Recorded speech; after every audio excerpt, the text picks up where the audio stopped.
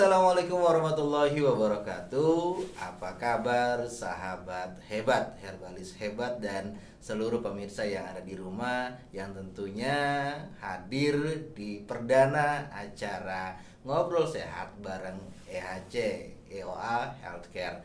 Dan tentunya masih panjang perjalanan kita yang akan terus menemani Anda, yang akan memberikan banyak pengetahuan, ya, informasi, skill, tips ya yang akan berguna tentunya di dunia kesehatan. Dan ini adalah edisi perdana. Apa yang akan kita bicarakan? Nah, sebelum Anda menebak, kita akan saksikan tayangan yang berikut ini.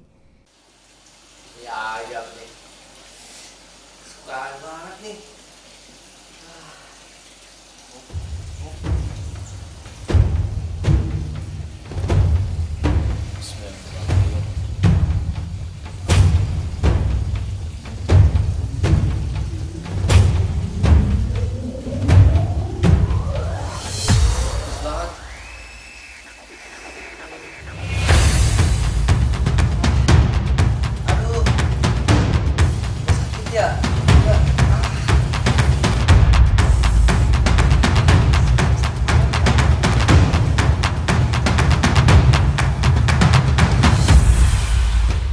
Kalau Anda sudah menyaksikan tayangan tadi, tentunya Anda tahu apa yang kita bicarakan, kita diskusikan pada saat ini.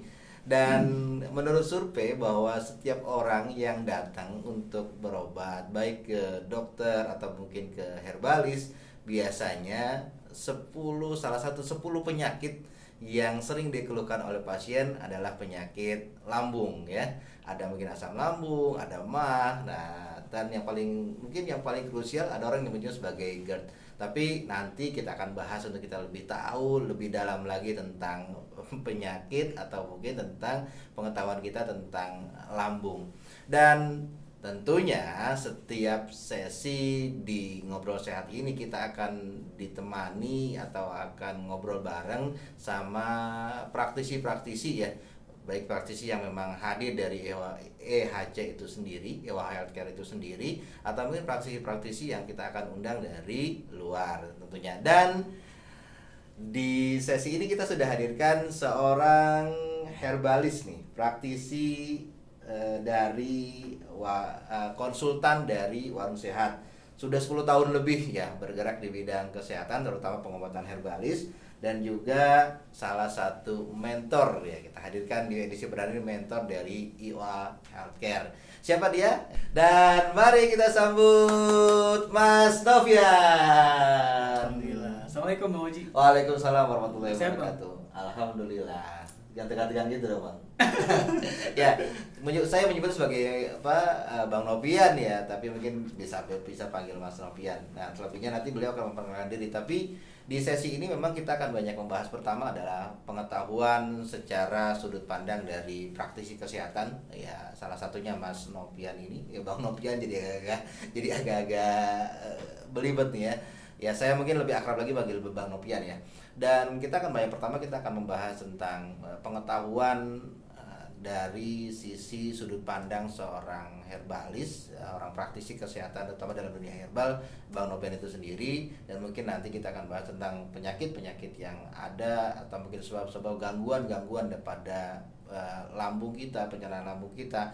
Dan juga nanti juga ada tips, ya, tips-tips ringan bagaimana cara Anda bisa sembuh, alhamdulillah, gitu kan, dari gangguan pencernaan di lambung Anda. Tapi tentunya di awal ini, ya, saya akan serahkan langsung, ya, ke Bang Novian sendiri apa yang ingin disampaikan. Sekaligus mungkin di awal boleh memperkenalkan diri, ya, Bang Novian. Kalau tadi sih saya perkenalannya susah-susah gitu, agak-agak sedikit gitu, kalau masih banyak yang harus diketahui. Tapi santai aja, Bang Novian. Iya, siap. Kita acara santai ini, ya. Oke. Saya Bang Uji. Ya, lanjut. Bismillahirrahmanirrahim. Assalamualaikum warahmatullahi wabarakatuh. Waalaikumsalam. Sahabat hebat, herbalis terampil dimanapun Anda berada, dan pemirsa EHC EOA Healthcare, ya. Hari ini seperti yang sudah disampaikan tadi oleh Bang Oji, kita akan bahas banyak tentang lambung dari sisi pengobatan komplementer dan herbal. Jadi kalau kita bicara lambung, ini pembahasannya sangat kompleks, Bang Uji. Karena apa? Kita coba lihat, saya selama praktek di masa pandemi ya, 2 tahun belakangan ini kan pandemi nih. Banyak orang stres, banyak orang yang mungkin kehilangan pekerjaan, banyak orang yang saat ini dalam kondisi emosi mental yang tidak stabil, yang akhirnya menyebabkan nama penyakit psikosomatis. Asal mulanya dari masalah psikis yang akhirnya berlanjut pada masalah fisik. Salah satu yang sering saya temukan selama saya praktek selama 2 tahun belakangan pandemi ini, dari 20 orang dalam satu pekan itu 18 masalahnya lambung. Dari 20, makanya dibilang hampir salah satu 10 Iya. penyakit ya. Dari Kalau hasil survei yang saya baca gitu ya Mas Abdi. Iya, dalam sepekan itu dari 20 pasien yang saya handle itu 18-nya itu adalah orang yang sakit lambung. Itu variatif. Tapi rata-rata mereka begitu datang bilangnya sakitnya mah karena emang orang tahu yang mah. terasa di perut buat saya punya pribadi sebagai Iya. nggak tahu ya mah gitu kan ya. Pokoknya kalau misalnya ada ciri-ciri kembung, kemudian ada rasa tidak nyaman di daerah hipokondria atas sebelah kiri, itu orang pasti nyebutnya mah. Tapi padahal kalau kita bicara sakit lambung itu banyak sekali macam-macamnya.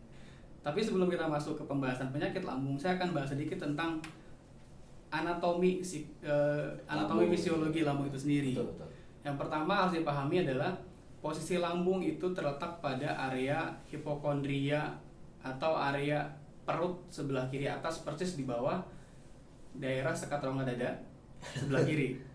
Ingat ya, sebelah kiri. Sekat rongga dada sebelah kiri. Jadi di bawah sekat rongga dada sebelah kiri. Jadi kalau ada reaksi tidak nyaman sebelah situ, itulah masalah di lambung. Kemudian organ lambung sendiri secara anatomis di sebelah kiri atas. Kemudian bentuknya seperti apa? Mungkin secara visual orang sudah banyak tahu lambung seperti apa. Dia kalau di beberapa pembahasan di buku anatomi itu lambung seperti huruf J. Ya. Seperti huruf J. Terletak di sebelah kiri atas seperti huruf J. Terus komponennya atau bagian-bagian lambung itu apa aja? Yang pertama, bagian sisi atas saluran esofagus dari mulut, dari tenggorokan atau kerongkongan ke lambung disebut namanya esofagus. Esofagus, saluran dari mulut ke lambung namanya esofagus. Kemudian beberapa sentimeter dari lambung ke bawah itu, ke lambung itu, dari esofagus ke lambung ada namanya daerah kardiak. Kardiak itu dia punya otot berbentuk cincin yang ketika makanan masuk, si otot tersebut tugasnya mencegah makanan keluar kembali.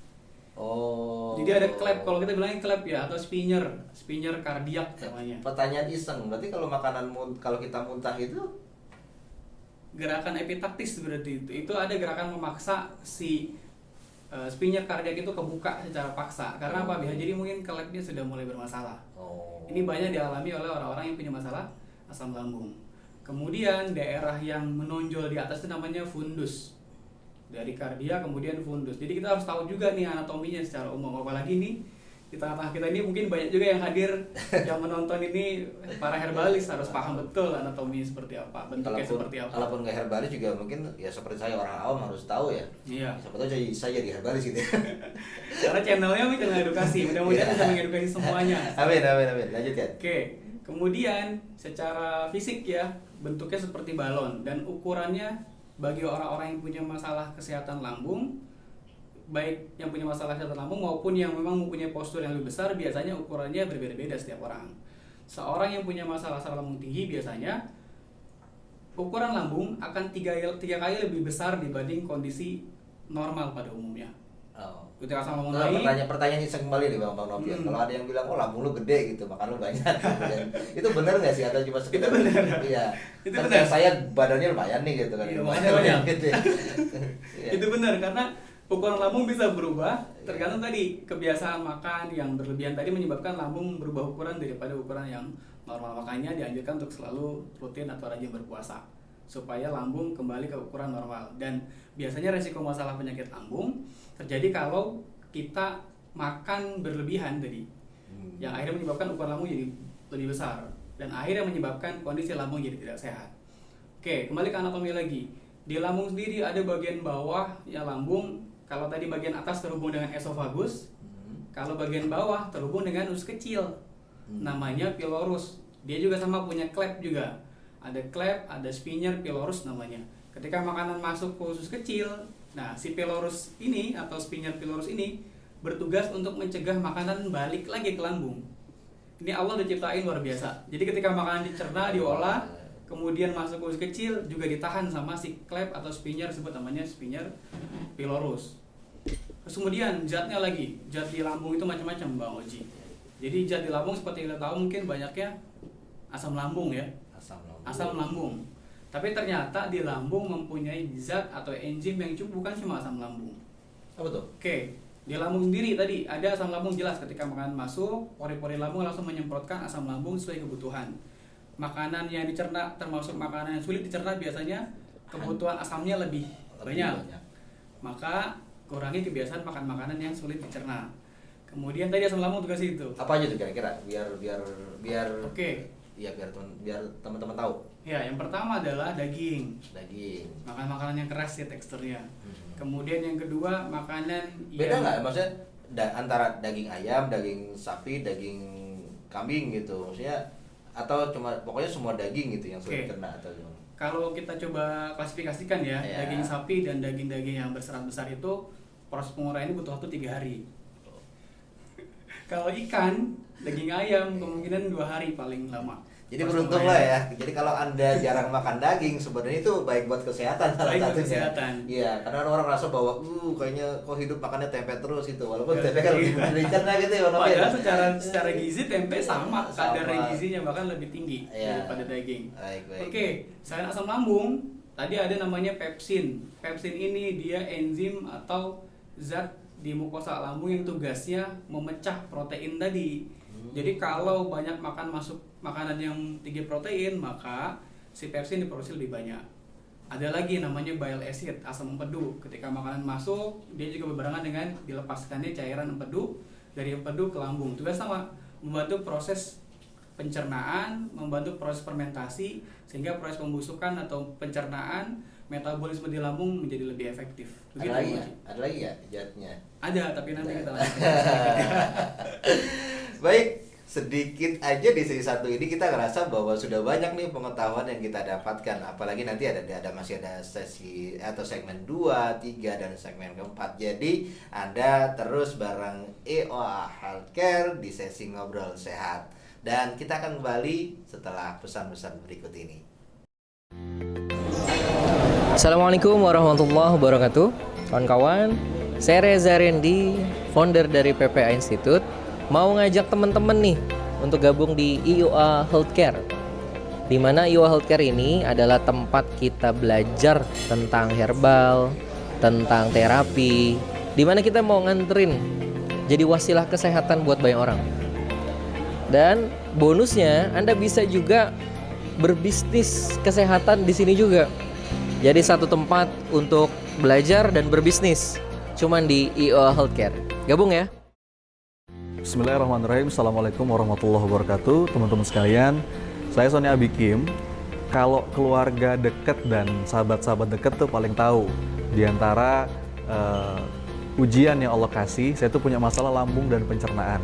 Dan alhamdulillah, saya dan keluarga sudah menghabiskan 2 botol nih teman-teman, dan berasa banget enak, lebih adem ya. Keluhan-keluhan sebelumnya sering sendawa, sering ngerasa kembung, itu jauh berkurang dan berangsur membaik. Wasilahnya lewat Golden Gamut ini. Jadi saya sangat rekomendasi, ini salah satu produk dari EOA Healthcare, dan juga banyak lagi efek-efek positif lainnya selain untuk masalah pencernaan. Saya sangat menyarankan cobain Golden Gamut dari Warung Sehat dan EOA Healthcare. Terima kasih.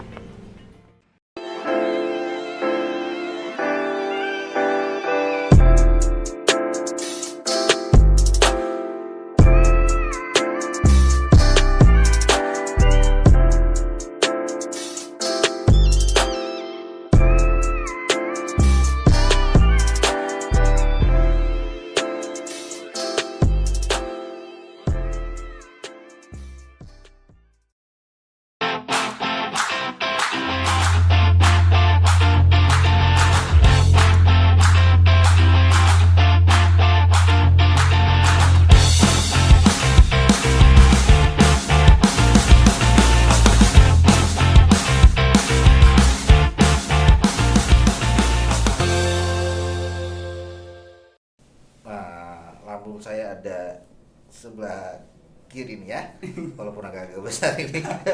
Baik, kita kembali lagi di sesi 2 di Ngobrol Sehat bareng EHC, EOA Healthcare.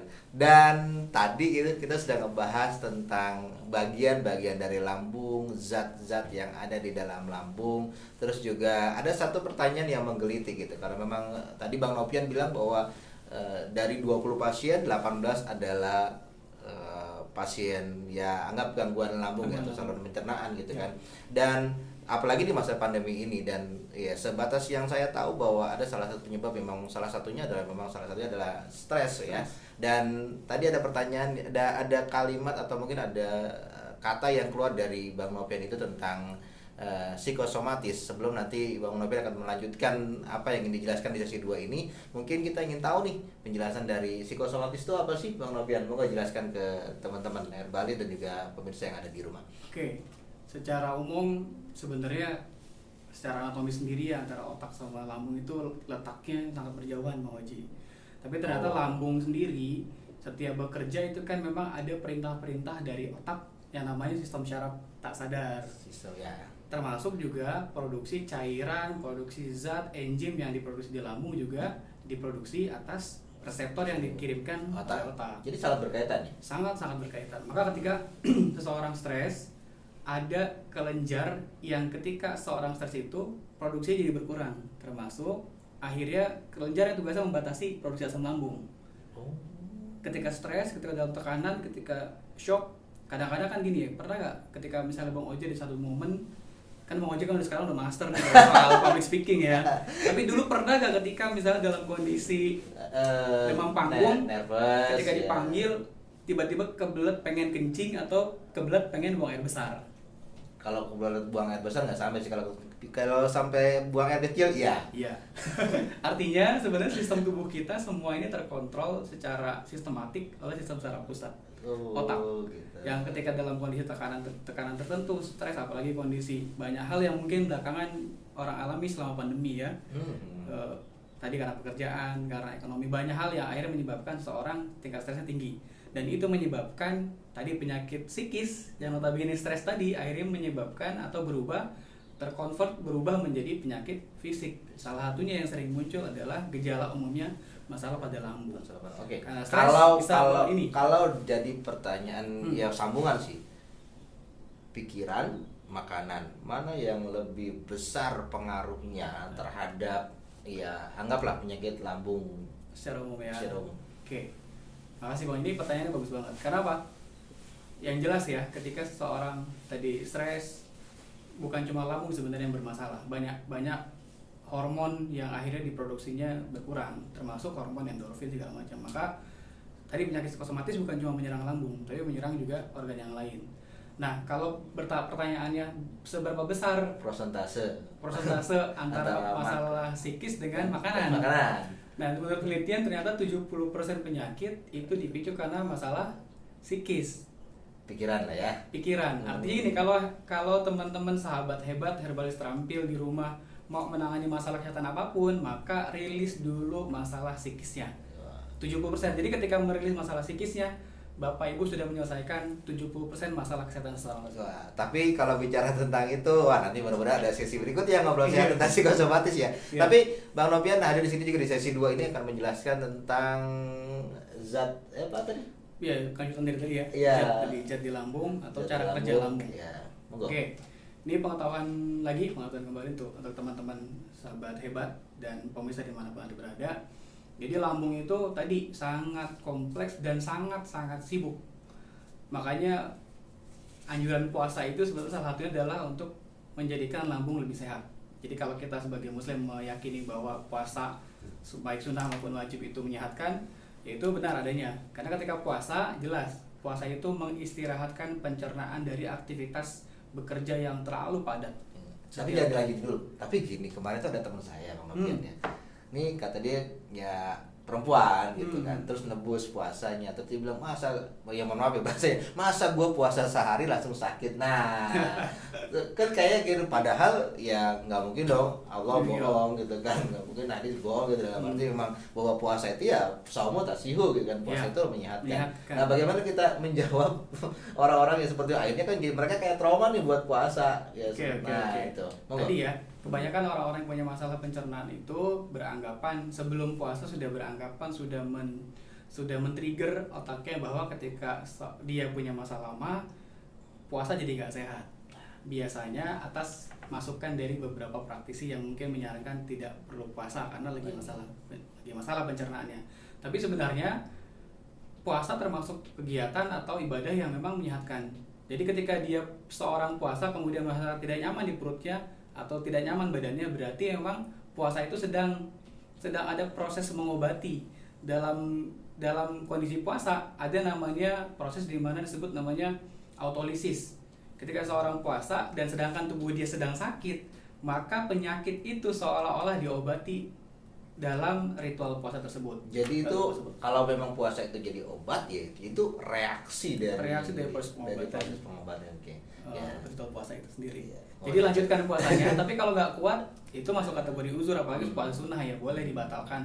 Tapi setidaknya besoknya berusaha lagi dan niatnya dikuatkan lagi. Karena niat puasa, apalagi memang puasanya sahur, terutama bagi orang yang punya masalah pencernaan, harus sahur. Ketika sahur sebenarnya kita sedang melakukan negosiasi dengan sistem tubuh kita. Ketika kita niat, kemudian sahur, insya Allah puasanya akan lebih kuat. Wah, kayaknya bisa jadi segmen bisa jadi episode baru nantinya. Tapi lanjutkan kembali. Oke. Jadi gini. Jadi ada proses di mana ketika makanan masuk itu namanya proses mekanik dan proses kimiawi. Ketika makanan masuk, ya makan apapun masuk tuh, makanan yang bentuknya padat, yang lunak, kecuali air. Kalau air memang tidak perlu proses lagi, dia langsung masuk dan langsung masuk terusan ke ginjal. Tapi kalau makanan yang memang perlu diproses, dia mengalami dua proses di pencernaan. Namanya proses mekanik dan proses kimiawi, Bang Oji. Proses mekanik itu ketika misalnya makanan masuk, lambung kemudian dengan gerakan peristaltik, gerakan meremasnya tuh dipengaruhi oleh otot-otot polos yang ada di lambung itu sendiri ya. Ada mukosa, ada submukosa, ada muskular eksternal ya. Dia akan meremas-remas sambil kemudian menghasilkan zat-zat di pori-pori lambung yang tugasnya memetabolisme, menyederhanakan makanan yang kompleks menjadi lebih sederhana. Dia remas-remas sambil semprotkan lagi asam lambung. Itu namanya, yang tadi kalau yang meremas-remas disebut namanya proses pencernaan mekanik. Kemudian menyemprotkan zat tadi asam lambung, asam klorida, kemudian pepsin, ada namanya bile acid, asam empedu. Itu namanya sistem atau proses pencernaan kimiawi. Yang tujuannya merubah makanan yang kompleks menjadi lebih sederhana dan kemudian bisa diserap dengan mudah. Oke. Kembali ke pertanyaan orang-orang awam seperti saya, Bang Nabian. Akhirnya kan kita akan ketemu jawaban kenapa makanan itu harus dikunyah, ya sunnahnya 33 kali. Itu kalau saya ingat sih, kalau lagi buru-buru, padahal 3 kali cukup belum, gitu. Akan pengaruh nggak ke lambung itu sendiri? Secara proses apa tadi? Mekanik. Ya. Oke. Yang jelas mempengaruhi dua proses tadi. Ya. Makanya Rasulullah SAW menganjurkan 33 kali. Sebenarnya sih itu kiasan aja. Nggak harus dihitung 33 kali, tapi paling tidak harus. Ya bagaimana kalau misalnya ngunyah bubur 33 kali? Masuk bubur 33 kali kan enggak juga. Jadi makanan itu disuruh mengunyah 33 kali sebagai kiasan bahwa makanan yang masuk ke mulut kita itu kan ada proses lanjutan. Iya, betul. Yang kalau dari proses awal saja sudah tidak lunak, kan nanti di lambung kan akan dirubah menjadi bubur, namanya bubur kim namanya.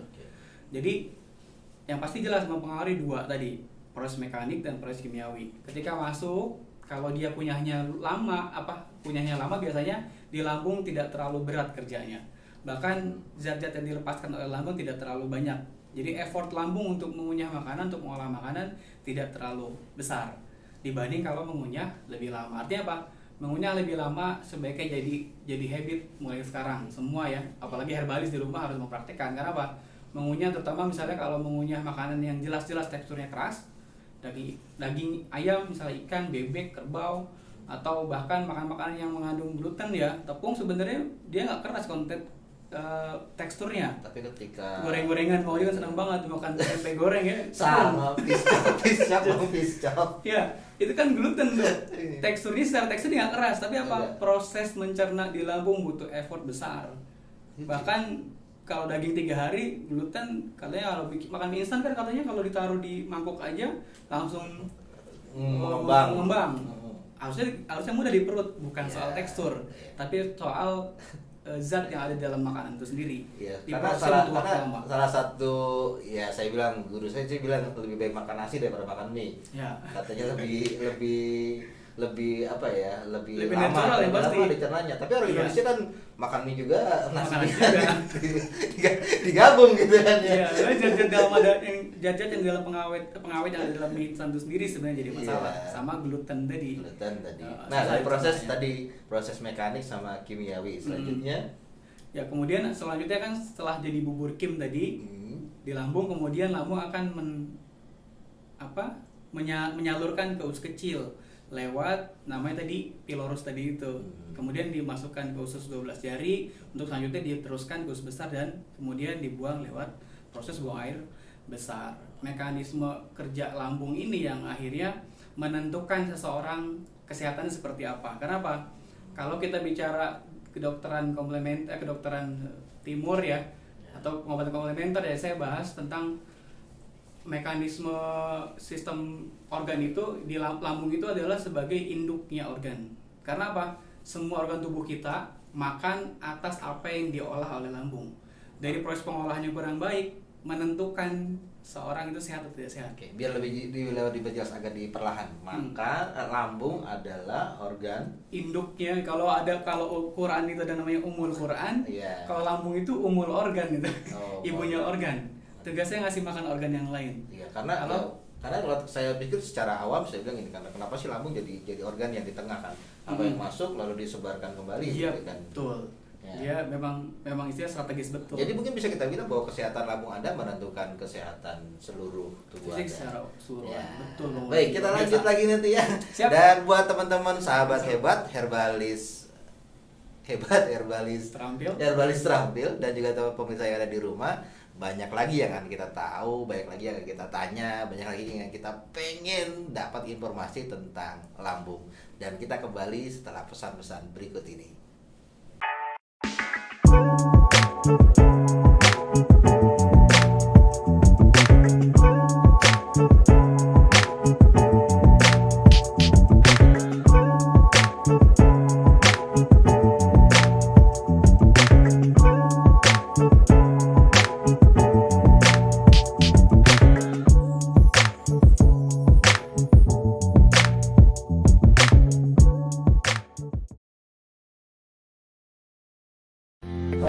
Ya, bismillahirrahmanirrahim. Assalamualaikum warahmatullahi wabarakatuh, teman-teman semua. Alhamdulillah nih kita udah punya produk dari EOA Healthcare, produknya Peradaban EOA. Ini ada 2 produk yang sudah keluar, alhamdulillah. Yang pertama Golden Gamat dan Golden Pro. Walaupun belum di launching, ini udah banyak banget testimoninya, udah banyak yang nyoba, udah banyak yang ngabarin bahwa banyak yang cocok, terutama produk yang 2 ini yang memang bagus banget buat pencernaan. Ini bagus banget buat pencernaan, terutama yang bermasalah dengan lambung.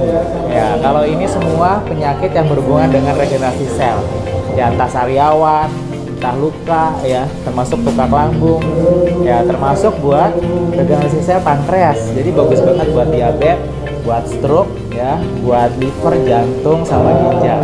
Ya teman-teman, ini peluang banget buat kita semua untuk jadi agen, jadi distributor di setiap kota di tempat teman-teman semua. Pastiin cepetan gabung ya, open reseller nih, dan jadiin teman-teman yang pertama di kota teman-teman. Ya, saya tunggu. Assalamualaikum warahmatullahi wabarakatuh.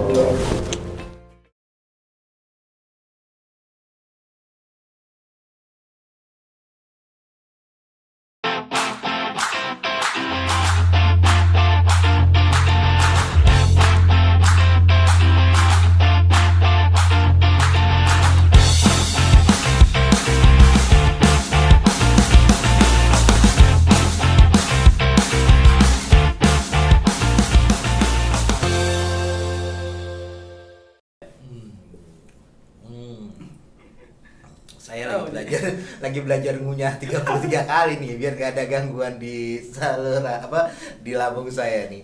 Ya, akhirnya kan kita banyak tahu nih tentang zat-zat yang ada di lambung, terus proses kerjanya lambung, dan kenapa sih akhirnya sangat berkaitan tadi bagaimana proses berpikir akan berefek pada lambung kita, terus bagaimana juga proses mengunyah gitu kan, akhirnya menjadi satu hal yang bermanfaat yang bisa kita terapkan dalam kehidupan sehari-hari. Dan tentunya Anda masih dengan Ngobrol Sehat bareng IOA Healthcare, bareng saya Bang Oji dan juga Bang Nopian. Nah, di sesi ini kalau tadi Anda sudah ya tahu tentang bagaimana proses dari kerja lambung itu sendiri, dan pasti dong kita juga pengen tahu nih tentang gangguan, penyakit atau kan hal-hal yang terjadi nih di lambung, karena sebenarnya mungkin orang nunggunya udah nggak sabar nih, wah pokoknya penyakit gitu kan ya, apa sih gitu ya? Apa sih gitu kan, pokoknya tadi yang di sesi awal dibilang pokoknya saya datang ke dokter lambung mah gitu kan, nggak pernah gitu kan, mah terus ya, mah terus gitu kan ya. Ya monggo Bang Nopian tentang gangguan-gangguan yang ada di lambung itu sendiri. Oke, yang pasti banyak orang mungkin menganggap tadi ya, ketika sakit perut sebelah kiri bilangnya mah, atau saya asam lambungnya tinggi, atau dia bilang saya asam lambung gitu. Penyebutannya justru malah lebih ke zat yang ada di lambung itu sendiri, asam lambung. Jadi ada namanya kondisi misalnya peningkatan jumlah asam lambung tadi tergantung apa yang diproduksi. Kalau saya sering menyimpulkan ketika seorang konsultasi gitu dengan saya di Ngobrol Sehat, banyak yang menyampaikan bahwa saya punya masalah lambung kok sudah lama nggak sembuh gitu. Ternyata setelah dikoreksi dari perusahaan anamnesa tanya jawab, ditemukan si klien tersebut atau pasien tersebut ternyata masih menganggap makan makanan yang selain asam, pedas, soda, minum telat makan itu, selain itu nggak masalah. Ternyata padahal tadi kayak daging, kemudian mie instan, mereka masih menganggap ini nggak masalah. Jadi kurang makan pun bermasalah, kebanyakan makan juga bermasalah gitu ya. Tadi menganggap ya yang bikin asam lambung tinggi ya soda, kemudian pedas, asam, telat makan. Ternyata masih makan daging bebek, masih makan daging sapi yang notabene itu makanan yang memang butuh proses, butuh effort yang besar di lambung, yang akhirnya menyebabkan asam lambung semakin terus meningkat. Nah, yang paling banyak beredar di masyarakat adalah maaf ya bahasanya, ya gue mah nih karena telat makan gitu. Ya gue mah karena, seberapa besar sih pengaruh telat makan gitu? Artinya kan kalau telat makan berarti kalau kembali dengan Bang Nopian jelaskan di sesi sebelumnya adalah berarti kan puasa dong gitu kan. Anggaplah puasa kan gitu, walaupun istilahnya telat makan. Nah, apakah itu mitos ataukah memang akan pengaruh gitu? Biar bisa ngejawab nih pertanyaan-pertanyaan yang simpel gitu ya. Simpel ya. Jadi ternyata telat makan memang salah satu penyebab sakit lambung. Jadi kalau tadi konteksnya puasa, kalau puasa jelas ya, kita sudah bernegosiasi, kita sudah memberikan komando ke tubuh bahwa besok kita akan puasa ketika sahur dan niat puasa. Lain hal dengan telat makan. Kalau telat makan kan memang tidak meniatkan puasa dan dari pagi sudah makan, cuma pas siang mungkin karena kerjaannya banyak, deadline, bablasan sampai sore, akhirnya asam lambungnya naik. Ketika telat makan, tubuh kita otak akan memberi informasi pada jam-jam tertentu biasanya masuk makanan. Biasanya secara mekanisme yang alami ketika jam-jam tertentu asam lambung akan diproduksi. Misalnya jam 12 siang harusnya makan, tidak makan, akhirnya produksi asam lambung meningkat di jam itu. Jadi lebih kepada kebiasaannya, misalnya dia makannya jam 12 siang gitu, atau mungkin dia makannya sehari harus 3 kali gitu kan. Jadi lebih kepada bagaimana, ya mohon maaf ya, tapi kepada pola pikir gitu. Pola pikir, kebiasaan, mindset. Jadi akhirnya lambung bekerja memang sesuai habit, sesuai kebiasaan orang tersebut. Tapi ada nggak sih misalnya untuk orang-orang tertentu gitu yang memang batasan waktu untuk ibarat gini, jarak makan itu misalnya ya misalnya kayak sarapan, makan siang, terus makan malam, itu memang ada jarak-jarak tertentu secara tadi ya, herbalis atau komplementer gitu. Ada nggak tuh? Ada Bang Oji. Jadi makan itu sebenarnya kalau lihat pengaturan menurut TCM, Traditional Family Medicine, itu diatur pagi itu jam kerja lambung antara jam 7 sampai jam 9 pagi. Jadi makan yang baik itu pada jam 8, di pertengahan jam antara jam 7 dan 9. Kemudian makan siang dianjurkan antara jam 11 sampai jam 1. Jadi jam 12 itu sudah harus makan. di tengah jam itu. Lagi pagi itu antara jam, Jam 7 7 sampai jam 9. 9. Makannya jam Jam 8. 8 Jangan efektifnya. nasi uduk gitu. Jangan nasi uduk. Boleh makan lebih banyak porsinya di pagi hari kalau menurut pengaturan pola makan TCM ya. Iya, Supaya nggak apa-apa lah, kita supaya akan pencernaan minta pengetahuan ya. Ya, supaya pencernaan kita memang saat itu emang sedang efektifnya, sedang powerful kerjaannya si lambung itu. Apa saja Kerjanya yang efektif. boleh dikonsumsi? Mohon maaf, itu kan saya bilang katanya ada yang bilang jangan pagi-pagi itu jangan nasi uduk karena udah santan segala macam gitu. Iya. Contoh ya, tapi kan ya maaf nih saya orang Betawi gitu kan dia kalau nggak nasi uduk nggak nampol gitu kan ya. Ya. Ya sebenarnya makan tadi kalau nasi uduk sebetulnya bagi orang yang punya masalah pencernaan lambung khususnya karena ada santan sebaiknya memang dihindari Bang Ozi makan pagi-pagi. Pada saat apalagi kondisi perut kosong ya. Jadi sebaiknya makan nasi putih biasa, lauknya normal saja, porsi juga mungkin jangan terlalu banyak.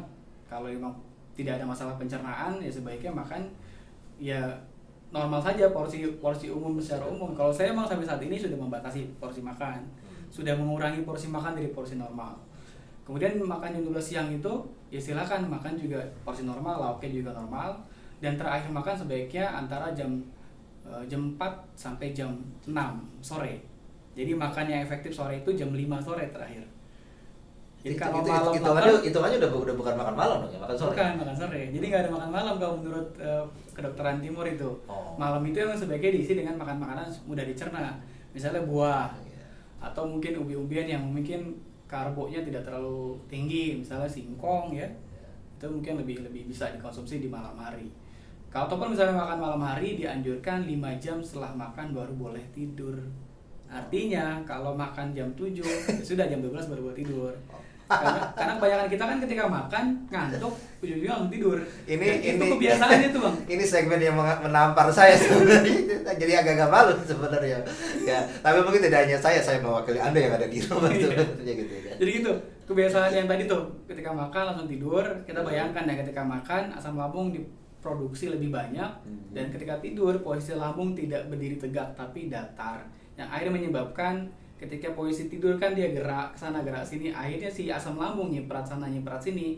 Yang dikhawatirkan biasanya terjadi pada area tadi sphincter atau klep yang ada di kardiak, yang ada di kepala lambung istilahnya, di atas lambung itu. Akhirnya ketika ada nyiprat asam lambung, makanan salah satu bisa muntah lagi ya. iya, yang akhirnya menyebabkan terjadi reflux atau luka pada sphincter yang nantinya sphincter itu kemampuan tutup bukanya sudah bermasalah.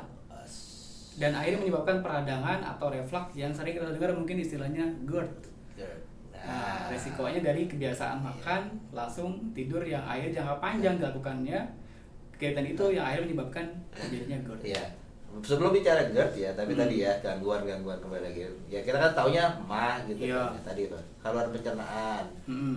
Apa ada penyebutan medisnya enggak? Ada, kalau misalnya yang di masalah pada lambungnya, iritasi pada lambung sebut namanya gastritis. Gastritis. Ya, luka atau iritasi atau radang pada lambung, radang lambung istilahnya. Oh. Oke, ada Disebabkan oleh kebiasaan tadi telat makan, yang akhirnya produksi asam lambung terus meningkat, yang akhirnya kalau kemudian ini berlangsung cukup lama bisa menyebabkan radang atau iritasi di sepanjang dinding mukosa lambung. mukosa lambung. Oke, setelah gastritis, nanti kita akan lebih kalau akan ada pertanyaan-pertanyaan begitu. Iya. Setelah gastritis, Mm-mm. apalagi tuh? Ada namanya dispepsia. Dispepsia. Ya. Itu juga kondisi di mana produksi asam lambung berlebihan karena apa tadi, karena iritasi tadi itu. Ini fase kedua nih. Setelah gastritis, kemudian terjadi radang pada sepanjang dinding lambung, kemudian karena dinding lambung itu tergores dan menipis, produksi asam lambung kan jadi meningkat tuh, jadi berlebihan. Jadi akan semakin berlebihan, disebut namanya dispepsia. Biasanya ciri-cirinya kondisi asam lambung yang meningkat, berlebihan, disebut namanya dispepsia. Gejalanya biasanya dibarengi dengan diare, seringnya diare. Ketika muncul perut tidak nyaman, kemudian perih, akhirnya memicu jadi diare. Oke, terus gastritis, dispepsia, Kemudian ada namanya GERD tadi. dispepsia, GERD. Nah, GERD ini yang banyak nih. yang agak jadi tren sekarang. Iya, Orang tadi. banyak menyebutnya gitu. Lemahnya sendiri di mana? Ya, mah itu penyebutan umum. 3 Banyak penyakit orang, ini. iya. Oh, ada lagi ya? Setelah GERD ada lagi nggak? Sebenarnya banyak, cuma yang umum kita bahas di sini Tiga dulu aja ya, gitu kan. Karena umumnya sebenarnya ternyata begitu dicari tahu kan ada namanya polip di lambung, Yeah. ada cancer, tapi itu pembahasan lebih jauh. Tapi Yeah. kalau kita bahas masalah umum yang terjadi pada lambung, yang umum sekali orang Indonesia ini sekarang banyak alamin, Karena kembali ke ini Bang Oji, tren makan. Sekarang Apa kita aja makan apa dicampur aja ya. ada ini loh Bang, ada level-levelnya, ada level copet, level rampok, level teroris. Makanannya maksudnya udah saking pedesnya itu di levelinnya level nama-nama kayak gitu. Dan tren itu memang saat ini sedang berlangsung di semua kalangan, baik anak-anak, mungkin dewasa ya, apalagi mungkin juga ada orang tua. Nah, kalau untuk orang tua sebaiknya memang menghindari sekali. Semua kalangan sebaiknya untuk menghindari, saya sarankan sekali untuk menghindari makan makanan yang terlalu pedas, apalagi ternyata pedasnya bukan sumbernya bukan dari cabai Bang Oji. Ada dari lada, dari mungkin pedas yang mungkin dari sintetik. Nah, itu berbahaya sekali. Gitu Bang Oji. Jadi ada gastritis, ada dispepsia, ada GERD. Nah, setelah ini kita nanti akan bahas GERD Lebih dalam lagi ya. Apa sih GERD Bang Oji? Tuh kan banyak banget nih yang saya pribadi dan juga Anda yang tahu tentang akhirnya gitu ya. Akhirnya tahu tentang gangguan-gangguan yang ada di lambung itu sendiri gitu kan ya. Ada, tadi saya ulangi ya, mungkin ada gastritis, ada dispepsia, ada GERD. Nah, ini yang banyak sekarang mungkin di era sekarang ini ya, di samping mungkin karena pengaruh dari makanan ya, yang memang kita rasa bahwa ya udah, saya bilang tuh apa aja udah jadi campuran lah. Dan banyak orang sekarang, beberapa teman-teman dekat juga gitu yang menderita atau mungkin mengalami penyakit yang disebut GERD. Nah, di segmen 4 itu kita akan bahas lebih dalam lagi tentang GERD, dan juga ada tips yang akan diberikan ya, ringan yang akan diberikan sama Bang Nopian ya, tentang bagaimana sih cara menangani, istilahnya ada pertolongan pertama pada gangguan penyerapan asam lambung. Dan buat Anda yang ingin tahu informasi tentang IOA Healthcare, boleh ya lihat nomornya di sini. Dan boleh juga untuk subscribe, like, comment, and share channel YouTube-nya channel YouTube-nya IOA Healthcare. Kita kembali lagi di segmen keempat setelah pesan-pesan berikut ini.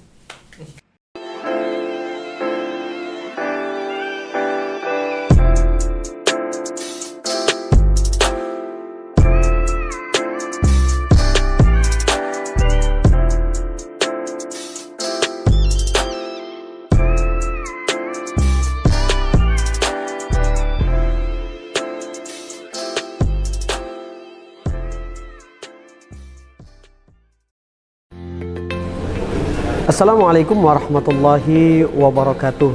Sahabat sekalian, perkenalkan saya Triawan Kolopita atau yang akrab disapa Kak Yawan.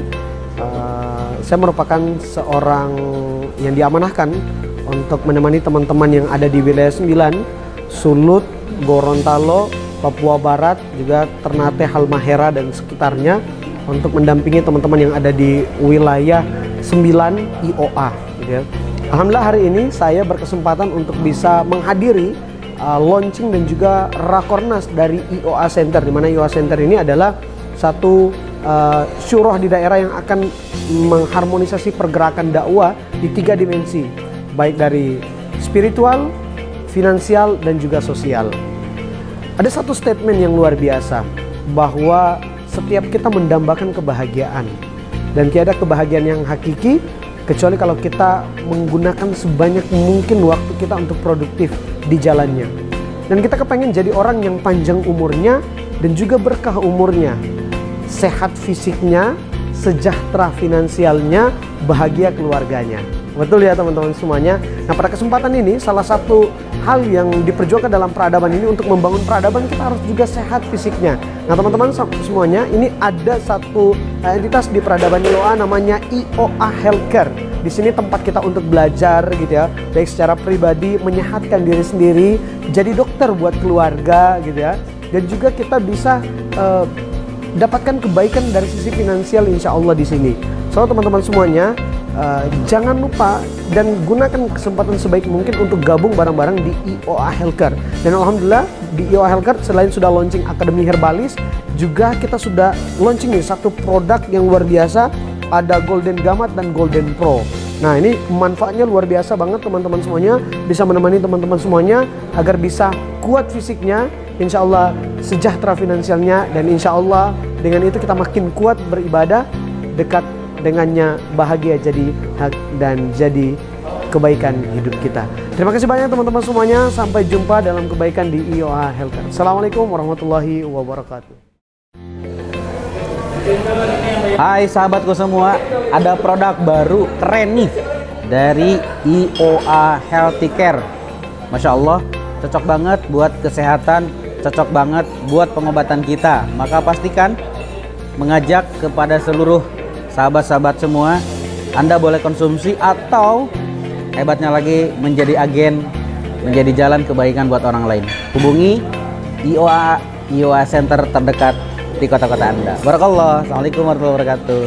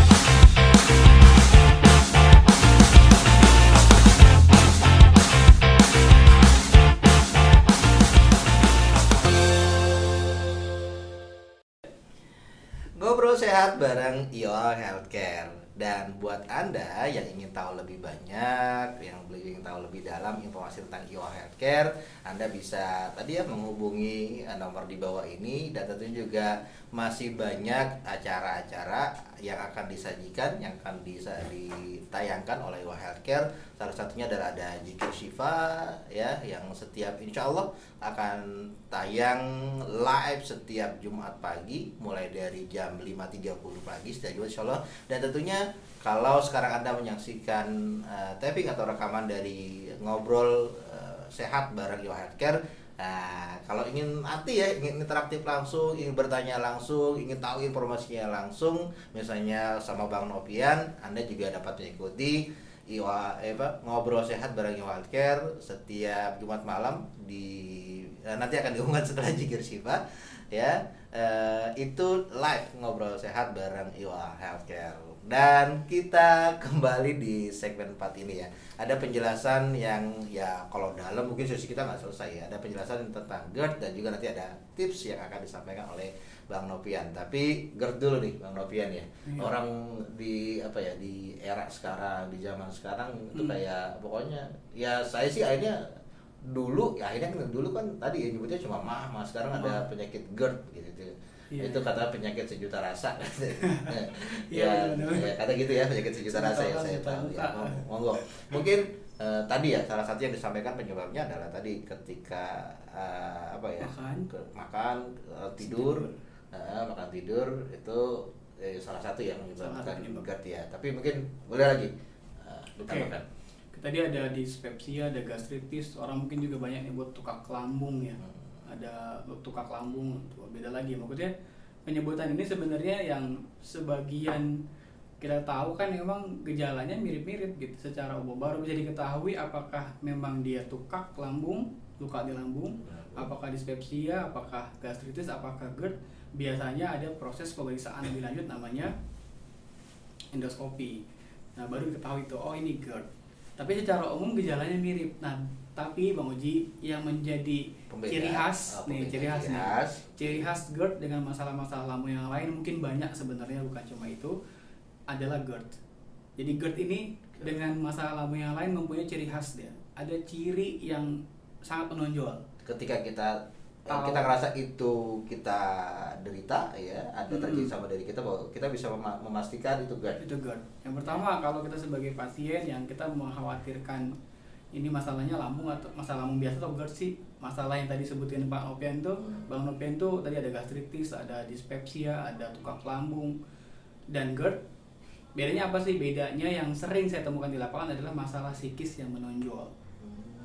Biasanya kalau sudah pada kondisi yang buruk, GERD kan kebanyakan dari gastroesophageal reflux disease. Gastroesophageal reflux disease. Gastro itu kan tadi ada di daerah kardiak tadi, itu gastro penyebutannya secara umum, berapa sentimeter dari esofagus ke lambung itu sebut namanya gastro. Nah, sebelum Bang Nopian jelaskan lebih dalam lagi itu kan. Nah, GERD ini apakah hasil penumpukan dari penyakit lambung yang ringan-ringan tiba-tiba jadi GERD, atau memang udah pertama kali kena ya udah itu GERD gitu? Ya, oke. Jadi tadi kembali dulu ya, kita bahas tentang GERD, gastroesophageal reflux disease. Jadi gastro itu persis tadi beberapa sentimeter dari esofagus ke lambung sebut namanya gastro. Esophageal itu penyebutan untuk namanya esofagus.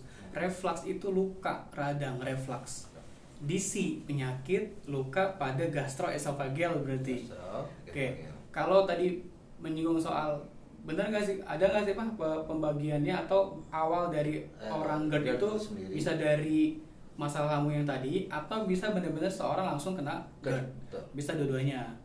Bisa berawal dari tadi gastritis dulu, gas lambungnya, asam lambungnya meningkat terus-menerus, sehingga tadi produksi asam lambung berlebihan bisa mengkhawatirkan terjadinya cipratan asam lambung ke bagian tadi tuh kardiak tadi, sphincter tadi, klep tadi, yang akhirnya menyebabkan resiko GERD tadi itu Bang.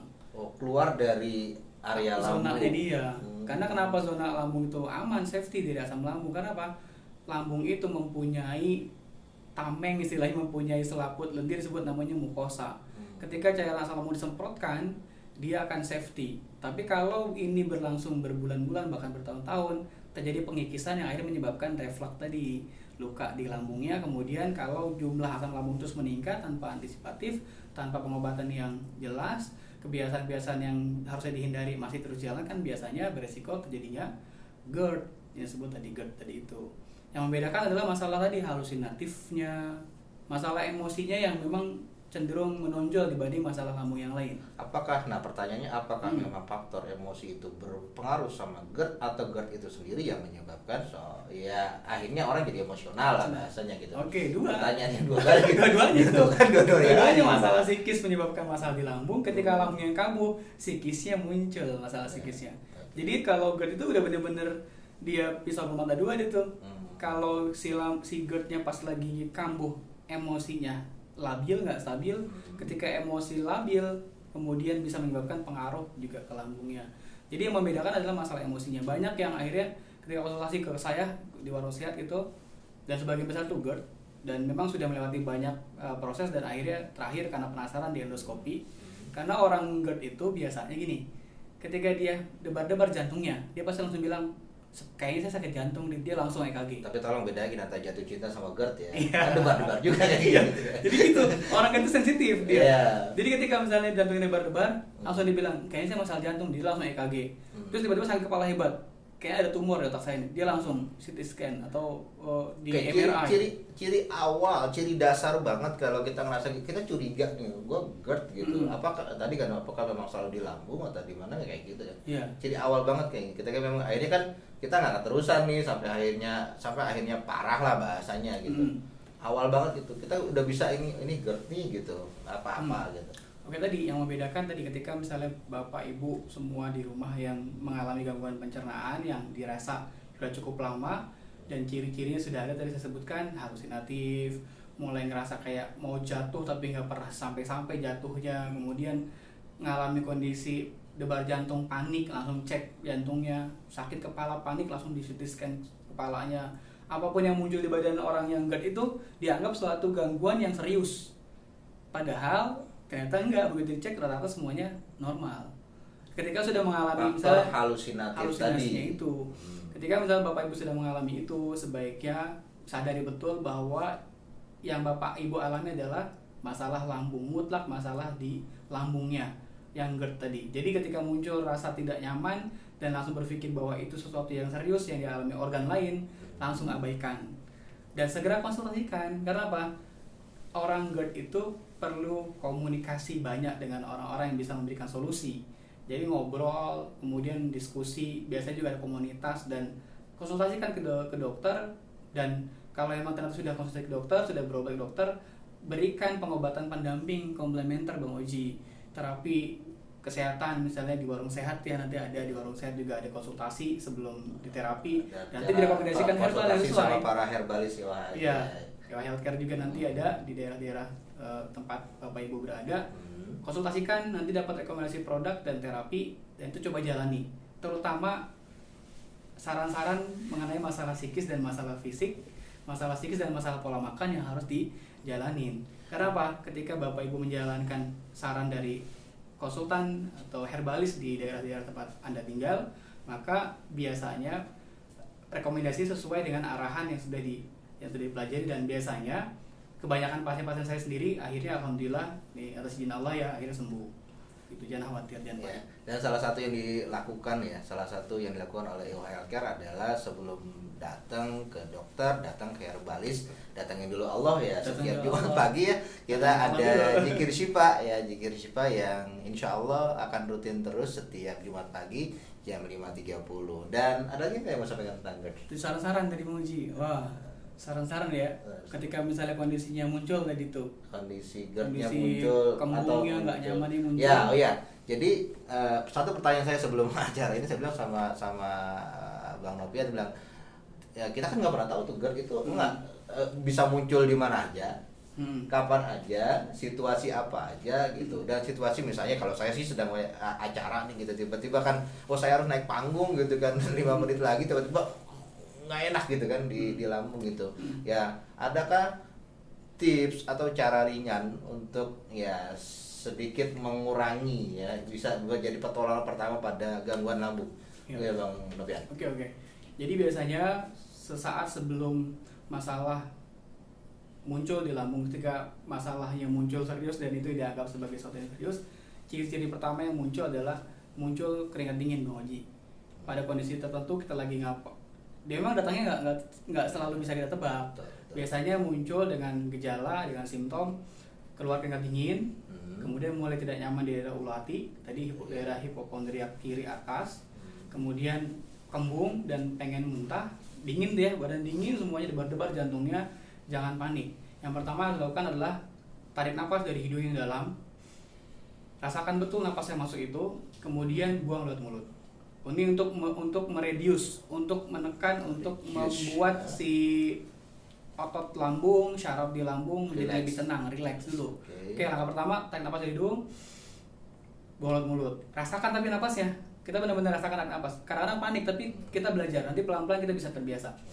Dari hidung, kemudian dibuang lewat mulut. 3 kali sebaiknya kali. Kemudian siapkan air hangat yang sudah dicampur madu atau susu hangat.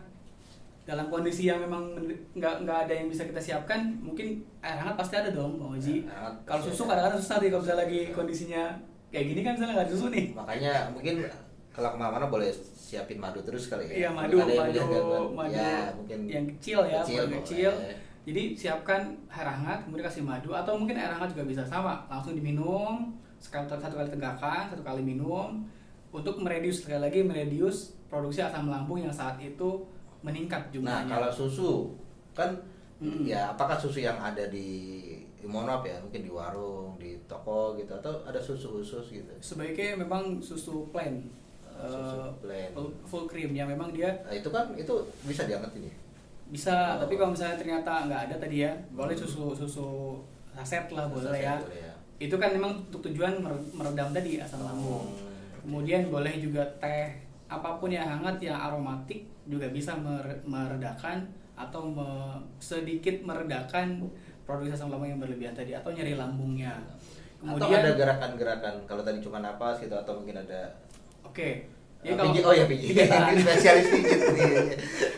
Kalau metode pijitan sebenarnya saya pernah mengalami kondisi yang sama. Waktu itu saya naik taksi, kemudian naik asam lambung, keringat dingin dan debar-debar hebat waktu itu. Karena kondisi puasa, langsung nggak makan, langsung minum air es gitu. Akhirnya muncul tuh reaksi asam lambung meningkat itu. Nah, pijat area di ini antara jari telunjuk dan jari jempol, dipijat-pijat pakai jari seperti ini, atau boleh lah kalau kita nggak punya skill pijat kan, kita nggak bisa gimana caranya, yang penting ditekan aja area garis ini, boleh ditekan ke atas sini, ditekan. Atau kalau saya biasanya begini bentuk, nah begini pakai jempol ke bawah, begini posisinya, ini area lambung, ini tekan-tekan terus. Dan biasanya kalau pas lagi muncul asam lambungnya sakit di daerah sini, Dan ini sangat sakit. Ditekan-tekan terus sampai benar-benar nyeri lambungnya, debar-debar jantungnya, keringat dinginnya, kembungnya mereda. Ini langkah 1. Langkah 2 di bagian belakangnya. Ditekan-tekan di sini. Oke, ditekan-tekan di sini. Ya, dan ini berapa lama sampai kondisi yang negatif tadi semuanya rilis? Sebagai pertolongan pertama, baru kemudian lanjutkan dengan ya siapkan obat yang sudah biasa konsumsi. Nah, penasaran kan ya? Tapi kepikiran itu, wah, menyaksikan ini secara rekaman aja, secara tapping aja banyak informasi lagi. Apalagi nanti kita kan apalagi kalau kita bisa live, bisa interaktif, bisa interaksi, bisa telepon langsung, dan kita akan ketemu lagi nanti ya di Ngobrol Sehat bareng IOA Healthcare di sesi live-nya, di sesi nanti siaran langsungnya ya. Dan luar biasa hari ini, dan insya Allah kami juga selalu berdoa buat Anda yang menyaksikan acara ini ataupun siapapun keluarga Anda dan seluruh rakyat Indonesia atau seluruh orang di dunia ini ya, Allah selalu hadirkan kesehatan buat mereka semuanya. Dan juga tentunya kalaupun kita saat ini sedang diberi kenikmatan sakit, mudah-mudahan kita bisa mengambil hikmah dari apa yang Allah berikan pada kita semuanya dalam bentuk sakit. Dan tentunya setiap apa yang Allah timpakan, yang Allah berikan pada kita akan memberikan hikmah untuk kita bisa menjadi manusia yang lebih baik dan lebih dekat kepadanya. Mungkin di akhir sesi ada yang mau disampaikan, Bang Novian? Ya, cukup, Bang Haji. Cukup. Dan luar biasa, Bang Novian, makasih. Alhamdulillah. Ya. Dan ini sesi perdana buat kita, dan insya Allah kita akan banyak sekali akan menggali tema-tema yang di luar dari mungkin ya lambung, ya otak, atau mungkin nanti otot segala macam. Nanti kita berharap bahwa Anda semuanya tetap bersama Ngobrol Sehat bareng IOA Healthcare. Sampai bertemu di sesi atau di episode berikutnya, dan tetap saksikan IOA Healthcare. Assalamualaikum warahmatullahi wabarakatuh. Salam sehat, salam herbalis hebat. Terima kasih dan sampai bertemu kembali.